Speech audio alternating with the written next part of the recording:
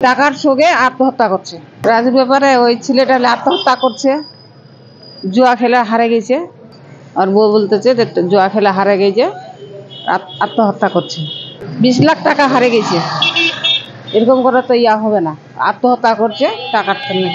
রাজুর বইয়ের মাধ্যমে আমরা জানতে পারলাম যে সে 20 লাখ টাকা জুয়া খেলে হারছে।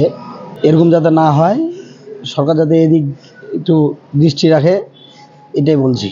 বর্তমানে অনলাইন জুয়া খেলাটা খুব বেড়ে গেছে, এটার দিকে সরকার একটু নজর দেওয়া উচিত। বায়াডাঙ্গিতে এক ছেলে জুয়া খেলা হেরে যায়, 70,000 টাকা হেরে সে নিজে আত্মহত্যা করে।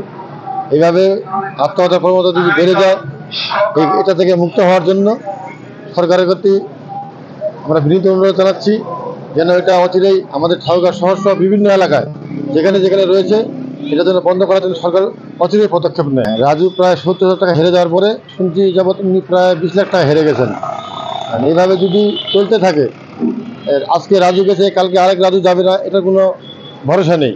অতএব সরকারের দৃষ্টি আকর্ষণ করছি, সরকার যেন এই বিষয়গুলো তদারকি করে উপযুক্ত ব্যবস্থা নেয়। ঠাকুরগাঁয়ে এত জুয়া খেল বেড়ে গেছে, আমাদের মাঝে এই জুয়া খেল এবং ঠাকুরগাঁ বালিডাঙ্গি এই জুয়া খেলতে অনেক মানুষ সমস্যার মধ্যে পড়ছে, বিভ্রান্ত, এবং জুয়া খেলে অনেক মানুষ আত্মহত্যা হচ্ছে।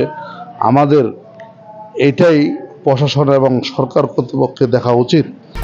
1, 2, 3 ঢাকায় জমি জিতে নিন 100% ক্যাশব্যাক সহ 20 কোটি টাকার পুরস্কার।